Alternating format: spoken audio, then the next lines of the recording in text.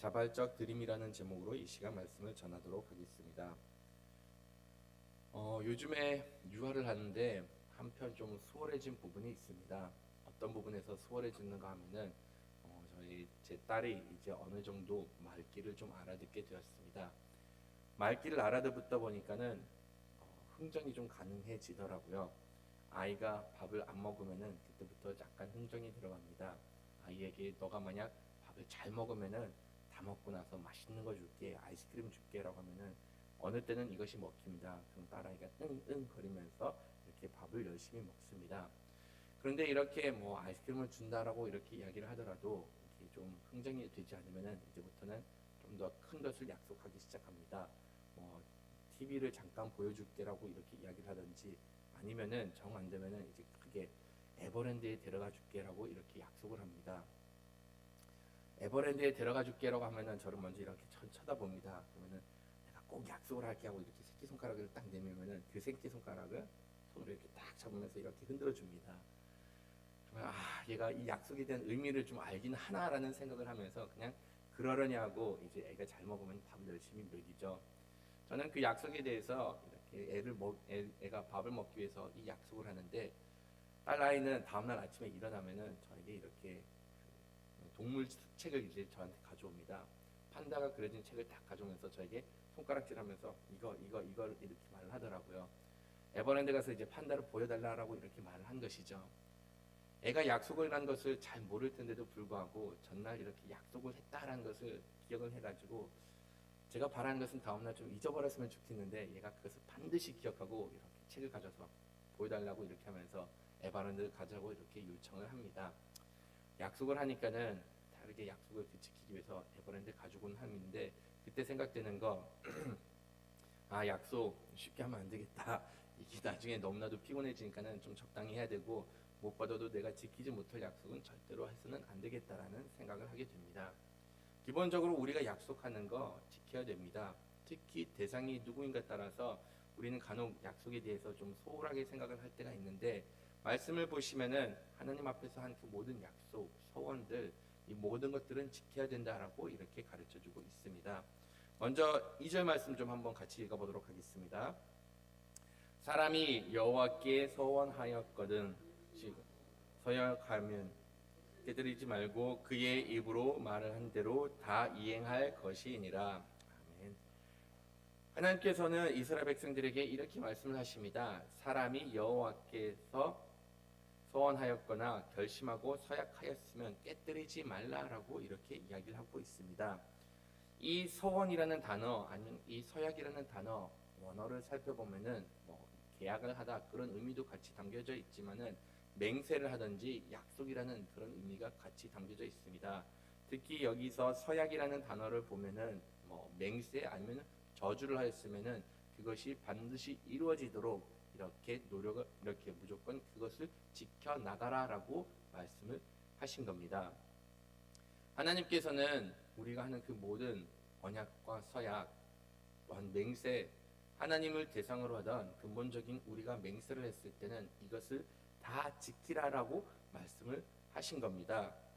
이것을 우리에게 주어진 책임이고 하나님을 믿는 사람으로서는 이러한 맹세를 하면은 여기에 대해서는 분명히 그한 책임을 지라라고 말씀을 하신 것이었죠.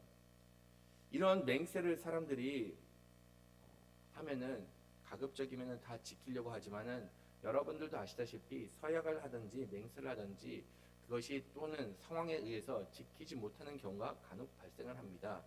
그런데도 불구하고 왜 이렇게 사람들이 지키지 못하는 것까지 맹세를 하든지 아니면 맹세라는 것을 일반적으로 할까라고 생각을 하게 됩니다. 맹세라는 것을 하는 것은 결과적으로는 내가 하는 말에 대해서 사람들이 신뢰를 하지 못하기 때문에 거기에다 신뢰를 더하기 위해서 이렇게 서약을 하든지 맹세를 하곤 합니다. 일반적으로 약속을 할게라고 이렇게 하면은 난 이 약속 못 믿겠다라고 이렇게 말하는 경우가 있죠.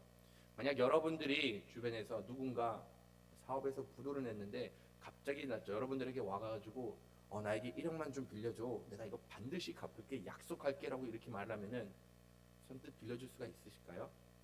물론 친분이 있다라고 하더라도 지금 이 사람 부도가 나가지고 이 갚을 수 있는 능력 전혀 되지 않는데 이것을 빌려달라고 하면은 신뢰가 하기가 좀 어려워집니다. 그런데도 불구하고 이 사람에게 만약 빌려준다라고 이렇게 얘기를 할 땐 뭐 돈이 많아서 빌려줄 수도 있지만은, 다른 한편으로 이 사람이 내가 비록 지금 당장 갚지는 못하지만은 내가 뭐 맹세를 할게, 아니면 누군가 나를 위해서 이렇게 보증을 서줄게, 나를 위해서 이렇게 일원이 있는 사람이 와가지고 그 사람이 꼭 이것을 갚을 수가 있다라고 이렇게 얘기를 했을 때, 그러면 어느 정도 좀 믿으면서 이렇게 빌려줄 수가 있게 된다는 것이죠. 맹세하는 것도 이와 마찬가지입니다. 내가 이 이야기를 했을 때 나의 말에 대해서 신뢰를 하지 못하다 보면은, 내가 누군가의 이름을 빌려서 내가 나보다 좀 더 능력이 있는 하나님께 맹세를 할게, 아니면 이렇게 서약을 할게라고 이렇게 이야기를 하면서 자기 말에 신뢰를 더하기 위해서 이렇게 맹세를 하는 경우가 있습니다. 이스라엘 백성들 이미 말씀을 보시면은 이전에도 이렇게 맹세한 것을 보게 됩니다. 레위기 말씀을 보시면은, 레위기 19장의 말씀을 보시면은 하나님의 이름으로 맹세한다라는 그런 표현이 있고, 사사기 말씀을 보시더라도 여호와께서 살아계심을 두고 맹세하노니라고 이렇게 이야기를 하면서, 지금 내가 이렇게 말하는 것, 비록 나의 말은 신뢰할 수가 없지만은 정말로 하나님께서 내가 맹세를 한다, 하나님의 이름을 걸고 내가 맹세를 하니 내가 이것을 어떠한 일이 있든지 지키겠다라고 이렇게 약속을 하는 것입니다. 사람들이 내 말을 신뢰하지 못했을 때 내 말에 무게를 실어주기 위해서 내가 이것을 반드시 지키겠다는 각오를 보이면서 이런 맹세를 하게 된다는 것이죠. 여기에 대해서 조금 다른 방향으로 접근을 한다라고 하면은, 만약 우리가 하는 말이 신뢰가 있다라고 하면은 이런 맹세는 굳이 필요 없다라고 말을 할 수도 있습니다. 만약 내가 크리스천으로서 정말로 내가 한 그 모든 약속에 대해서 무게를 실어놓고 내가 믿는 사람으로서 내가 내 약속을 반드시 지키겠다라는 그런 신념으로 살아갔을 때, 이 사람은 기독교인이니까는 어떠한 일이라든지 그 약속을 지키는 그런 신뢰할 수 있는 사람이라는 그런 관계를 형성한다라고 하면은 굳이 이런 약속은 필요하지 않게 될 수도 있다는 겁니다. 믿는 사람으로서는 어떻게 보면은 이런 신뢰를 세상 사람들에게 보여줘야 됩니다.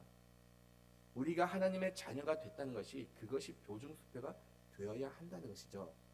내가 크리스천이기 때문에, 나는 하나님을 섬기고 나는 바른 사람이기 때문에 내 목에 칼이 들어오는 한이 있다고 하더라도 나는 나의 약속을 지킬 것이다, 나는 나의 말에 책임을 져야겠다라는 그런 각오로 하루하루 살아가야 한다는 것이죠. 물론 이렇게 신뢰를 할 수 있는 사회 만드는 거 그렇게 쉽지는 않습니다. 그런 사회가 과연 있을까? 내가 말을 한다고 하더라도 그렇게 신뢰하는 사회가 있을까라고 생각을 하는데, 제가 예전에 그냥 아버님한테서 이런 얘기를 들은 적이 있습니다. 처음에 독일에 갔을 때, 그때 아버님께서 차를 사기 위해서 자동차 딜러에 갔는데, 그 딜러에 갔을 때 차를 계약을 하고 나서 그냥 계약서를 작성하고 나서 명함만 남겨놓으니까는 보증금조차도 내려놓지 않고 그냥 차에게 계약서를 갖고 바로 이렇게 키를 건네줬다라는 이야기를 들은 적이 있습니다. 그 나라는 신용이 전부이기 때문에, 서로를 신뢰하는 사회였기 때문에 한번 내가 계약을 하고 내가 이것을 지불하겠다라고 이렇게 이야기한 것을 절대적으로 신뢰하다 보니까는 그 어떤 보증금도 내려놓지 않고 그냥 차를 바로 그 자리에서 넘겨주었던 것이죠. 우리가 만약 이런 신뢰를 쌓을 수가 있다고 하면은 이것이 정말로 하나님께 영광이 되는 것이고, 만약 우리가 말에 이렇게 무게를 실을 수가 있다고 하면은 그 어떠한 맹세도 필요가 없을 거라 생각을 합니다. 물론 사람만이 맹세를 한 것은 아닙니다. 참 특이하게도 말씀을 보시면은 하나님께서도 맹세를 한 것을 볼 수가 있어요. 어디서 볼 수가 있는가 하면은 창세기 22장 16절에서 27절의 말씀인데, 제가 한번 읽어드리도록 하겠습니다. 이르시되 여호와께서 이르시기를, 내가 나를 가리켜 맹세하노니 네가 이같이 행하여 내 아들을 내 독자도 아끼지 아니하였은즉 내가 내게 큰 복을 주고 내 씨가 크게 번성하여 하늘의 별과 같고 바닷가의 모래와 같게 하리니 내 씨가 그 대적의 성문을 차지하리라 라고 이렇게 말씀을 하십니다. 하나님께서 아브라함에게, 너는 내가 너에게 지정한 그곳에서 아들을 나에게 제물로 바치라라고 말씀하셨을 때 아브라함은 이것을 의심치 않 그냥 하나님께서 해주신 그 말씀에 일의 망설임도 없이 당장 안장을 치워가지고 아들과 함께 하나님께서 지정하신 그곳에서 아들을 제물로 이렇게 드리려고 하였습니다. 칼로 아들을 내려치려고 했을 바로 그때 하나님께서는 다급히 아브라함에게 지지 마라라고 이렇게 말리시면서 그의 마음을 보고 그의 마음을 확인을 하면서 다시금 예물을 준비하고 이렇게 양을 잡아서 나에게 제사를 드리라라고 말씀을 하셨습니다. 이러한 모든 순종과 이런 모든 말씀의 따름을 행하였기 때문에 하나님께서는 아브라함에게 이렇게 약속을 해주신 것이죠. 너에게 큰 복을 주겠다. 내 잔소늘이 크게 번성할 것이고 하늘의 별과 같을 것이고 바다의 모래와 같게 될 것이다. 그만큼 너의 자손들은 이렇게 풍성해질 것이다 라고 이렇게 약속을 하셨습니다. 근데 이 약속을 하셨을 때 내가 나를 가리켜 맹세하노니 너는 이같이 될 것이다 라고 이렇게 말씀하셨습니다. 하나님께서 보시면 맹세를 하신 것을 볼 수가 있어요. 근데 하나님께서 맹세를 하셨을 때 참 흥미로운 점은 내가 네게라고 이렇게 이야기를 하고 있습니다. 자기가 맹세를 하는데 누구를 이름을 놓고 맹세를 하냐? 나 자신을 가리켜 맹세를 한다라고 이렇게 이야기를 하신 겁니다. 하나님께서 왜 자기 자신을 가리켜 맹세를 하셨을까요? 어차피 이 맹세를 하는 것은 자기보다 좀 더 신뢰가 가는 사람의 이름을 걸고 맹세를 하는데 이 세상에서는 하나님보다 더 위대한 것이 없기 때문에 하나님보다 더 신뢰할 수 있는 것이 없기 때문에 하나님께서는 나의 이름을 걸고 나 자신을 가리켜 맹세하겠다라고 이렇게 말씀을 하신 겁니다. 그럼 하나님께서 여기서 왜 굳이 맹세를 하셨을까요?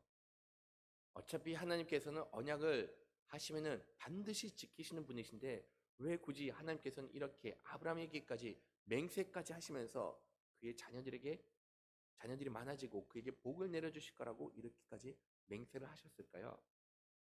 이것은 하나님의 말씀을 신뢰하지 못해서 이렇게 맹세하신 것은 아닙니다. 하나님께서 우리의 자신을 아시기 때문에 사람의 믿음이 얼만큼 연약하고 사람이 얼만큼 불신하는 그런 믿음이 있다는 것을 아시기 때문에 사람들에게 확신을 심어주기 위해서 너희들이 더 이상 의심하지 말고 내가 너에게 준 복이 이것이 반드시 이루어지는 그런 놀라운 은혜를 누리게 된다는 것을 약속하시기 위해서 신뢰를 주기 위해서 이렇게 맹세를 하신 겁니다. 하나님은 비록 모든 것을 반드시 지켜주시는 분이시지만은 우리가 그것을 따르지 못하기 때문에 하나님께서 이렇게 우리의 믿음을 위해서 약속을 하신 것이죠. 하나님께서 우리와 언약을 맺을 때도 이와 마찬가지입니다. 하나님께서는 그것을 반드시 이루어 주신다라고 말씀을 통해서 거듭 가르쳐 주셨습니다. 하나님께서 우리에게 한번 약속을 해 주신 것 이거 하나님께서는 깨지 않으신 분이고 어떠한 일이든지 우리에게 이것이 이루어질 수 있도록 일을 하시는 분이라는 것이죠. 그러면은 하나님께서 약속하신 거 우리는 그것이 반드시 이루어진다라고 믿음을 갖고 나아가야 합니다. 나의 불신으로 인하여서 하나님께서 우리에게 해주신 그 모든 약속, 맹세, 우리의 불신으로 인해서 못 믿는 것이지 하나님께서 우리가 하나님의 말씀대로 신실히 나갔을 때는 하나님께서는 이것을 반드시 이루어 주신다라고 이렇게 말씀을 하셨습니다. 하나님께서는 이렇게 약속을 하신 거 반드시 지켜주시는 분이시고 하나님께서도 약속을 소홀히 여기는 분은 아니다라고 이렇게 이야기를 하고 있습니다. 말씀을 보시면은 또한 우리가 약속을 할 때도 이와 마찬가지로 행하라라고 말씀하셨습니다. 경솔히 소원을 하지 말고 그 약속을 하면은 반드시 그것을 지켜 나가라라고 이렇게 말씀을 하신 것이죠. 사람들은 본인이 신뢰를 주는 말을 못하다 보니 약속을 할 때 좀 경솔하게 하는 그런 경향이 있습니다. 경솔히 하고 나서 내가 그것을 지키지 못한다라고 하는데 하나님께서는 그런 약속을 처음부터 하지 말라라고 하고 만약 그런 약속을 했을 때는 거기에 대한 책임을 또한 지라라고 이렇게 말씀을 하신 것이죠. 때로는 우리가 하나님께 서원을 하고 하나님께 약속을 하는데 하나님을 불신하다 보니까는 경솔히 약속을 할 때도 있습니다. 성경에서 가장 경솔하게 이렇게 서약한 사람 여러분들도 잘 아실 겁니다. 입다라는 사람 정말로 경솔하게 하나님께 서원을 하였던 것이었죠. 어떻게 서원을 하였죠? 자기가 만약 이 암몬 사람들을 이길 수만 있게 한다면은 자기 집에서 나오는 그 첫 것을 내가 하나님께 드리겠다라고 이렇게 이야기를 하였습니다. 자기가 책임지지도 못하는 것, 자기가 어떻게 할 수 있지도 못하는 것에 대해서 이렇게 경솔하게 약속을 하였고, 그런 다음에 딸이 나오다 보니까는 그 딸을 또다시 자기가 바쳐야겠다라는 그런 무모함까지 이렇게 보였던 것이었죠. 입다 이후에도 사울 같은 경우도 경솔한 약속을 한 적이 있습니다. 경솔한 서약을 한 적이 있습니다. 어떻게 서약을 했는가? 이렇게 전투를 벌였을 때 우리가 여기서 승리하기 전까지 누가 무엇을 먹는다라고 먹든지 마신다라고 하면은 내가 그 사람을 반드시 죽이겠다라고 이렇게 말을 했는데 그의 아들 요나단 그 사실을 듣지도 못하고 꿀을 조금 먹었는데 그로 인해서 그가 자기 아들조차도 죽이려는 그런 경솔함을 보였던 것이었죠. 근본적으로 우리가 서약을 하는 것, 그것은 하나님께서 지키라고 말씀하셨는데 만약 우리가 그 어떤 사역을 하든지 간에 절대로 경솔해서는 안 된다라고 이렇게 얘기를 하고 그 모든 책임은 본인이 지어야 되고 거기서 이것을 반드시 이행하라고 말씀하셨습니다. 물론 예외도 있습니다. 때로는 사람들이 미숙하기 때문에 자기에게 주어진 이 약속이 얼만큼 중요한가를 깨닫지 못하기 때문에 섣불리 이렇게 서약을 하는 경우도 발생할 때가 있습니다. 말씀을 보시면은 만약 어떤 딸이 어떤 여자가 이렇게 서약을 했는데 만약 그 딸이 아직까지 아버지 집에 살고 있었을 때는 그 서약을 아버지가 무효화시킬 수가 있다라고 이렇게 이야기를 하고 있습니다. 경솔한 마음에 서약을 하지만은 아버지가 그 서약을 듣고 나서 거기에 대해서 그거 바람직하지 않다라고 하면은 거기에 대해서 책임을 지고 또한 그것을 멈출 수가 있게 된다라고 이야기를 해주고 있습니다. 그것 이외에 결혼을 하였는데 아내가 그렇게 경솔하게 하나님과 서약을 한다라고 하면은 남편이 그것을 들었을 때 거기에 대해서 멈출 수가 있다라고 이렇게 얘기를 하고 거기에 대해서는 하나님께서 허락을 하신다라고까지 이렇게 말씀을 하십니다. 비록 이 서약을 하는 것 하나님의 이름을 걸고 하나님께 이렇게 서약을 하지만은 하나님께서는 이 모든 가운데 근본적인 그 사회 구조의 위계 질서를 이렇게 인정을 하면서 너는 아직까지 누구 지배하에 있으니까는 나와의 서약하는 거 그 중요하다. 하지만 바로 너의 위에 있는 사람에게 너의 어른에게 이렇게 말씀을 순종하면서 따르라라고 이렇게까지 말씀을 해주고 있습니다. 서약을 했을 때 경솔히 하면 안 되지만은 그럼에도 불구하고 이 모든 서약 너가 이 공동체 가운데 있으니까는 그 공동체가 따르는 그런 모든 질서를 또한 지켜야 된다라고 이렇게 말씀을 하신 것이죠. 하나님께서는 근본 질서의 하나님입니다. 하나님을 섬긴다고 하더라도 이 질서에 맞게 섬겨야 된다라는 것을 이렇게 가르쳐 주고 있다는 것이죠. 이 위계 질서는 하나님께서 언제든지 우리에게 적용시키라라고 말씀하셨습니다. 교회도 이와 마찬가지입니다. 교회는 우리와 하나님과의 관계입니다. 하지만 이 하나님과의 관계를 통해서 이 안에 있는 질서 또한 우리가 지켜야 된다라고 가르쳐 주고 있고 세상도 이와 동일한 질서를 지키라고 이 위계 질서를 지켜라라고 가르쳐 주는 것을 보게 됩니다.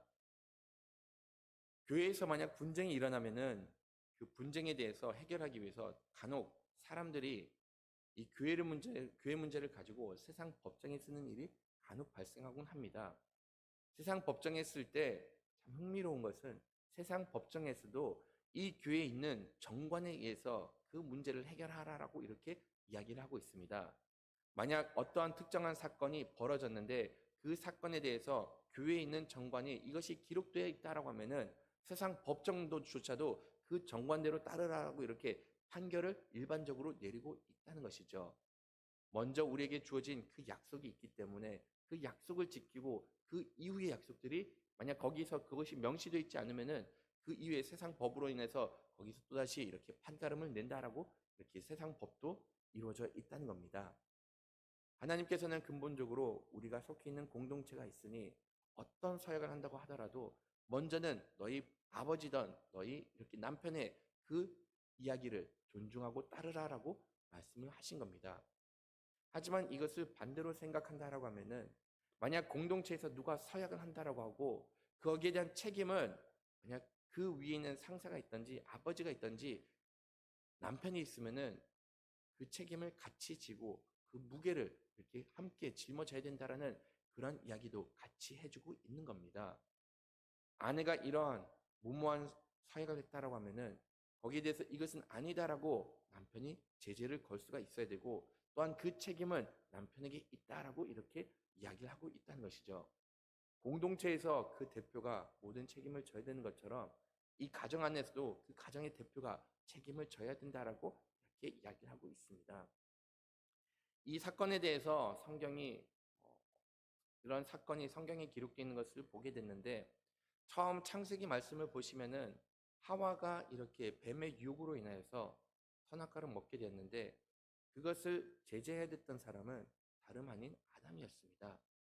하나님과의 서약한 것이 있었고, 그런 다음에 비록 이 하와도 이것을 먹지 말라는 하나님과의 약속이 있었는데도 불구하고 그 약속을 본인이 지키지 못했다라고 하면은 그것을 말려야 됐던 사람은 아담이었던 것이었죠.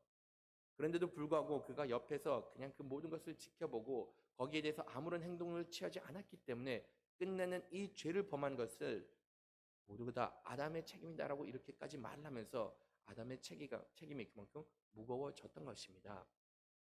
하나님과의 약속, 우리는 절대로 가볍게 여길 수가 없습니다. 특히 우리가 하나님께 이것을 지키겠다라고 약속한 것, 하나님께 드리겠다라고 약속한 그 모든 것들은 꼭 지켜나가야 한다는 것이죠. 우리가 하나님께 드렸다라고 이렇게 생각하는 것, 일반적으로는 그것을 물질로만 생각을 할 수가 있는데 그것 이상으로 좀 생각을 하셨으면 좋겠습니다. 우리가 하나님께 약속한 것이 무엇이 있을까요? 여기 계시는 많은 분들 자녀들을 양육했을 때, 어렸을 때 유아세를 하면서 이 자녀를 하나님의 은혜 가운데 내가 양육하겠다라고 약속을 하셨습니다. 그런 약속 절대로 가볍게 한 약속이 아니라고 저는 믿습니다. 이런 약속 하나하나가 우리가 하나님께 한 약속이기 때문에 이 약속을 우리가 정말로 목숨을 걸면서 이 약속을 지켜나가야 될 책임이 있다는 것이죠. 자녀를 하나님께 바쳤다라고 하면은 이 자녀가 평생 동안 하나님을 위해서 섬기고 하나님을 알아갈 수 있도록 인도하는 것이 부모로서 아버지로서 어머니로서 하나님께 한 약속입니다. 이것도 우리가 하나님께 한 약속이기 때문에 이런 약속들 작은 것 하나 소홀히 여겨서는 안 되고 반드시 지켜나가라고 이렇게 말씀을 하신 겁니다. 일반적인 하나님과의 맹세, 서약과 약속, 이 약속은 지키라라고 있는 것이고 그 책임을 다하라고 말씀하고 계십니다. 이렇게 하나님께 약속을 다하는 것은 하나님께서 우리와 약속을 지켜주시는 분이기 때문에 우리도 이런 하나님의 성품을 닮아가라고 말씀하신 겁니다. 하나님께 하는 그 모든 소원 지켜나감으로 인해서 하나님께서 우리에게 허락해 주신 또한 은혜를 누리는 여러분들이 되기를 간절히 바라겠습니다. 주기도문으로 예배를 마치도록 하겠습니다. 하늘에 계신 우리 아버지여, 이름이 거룩히 여김을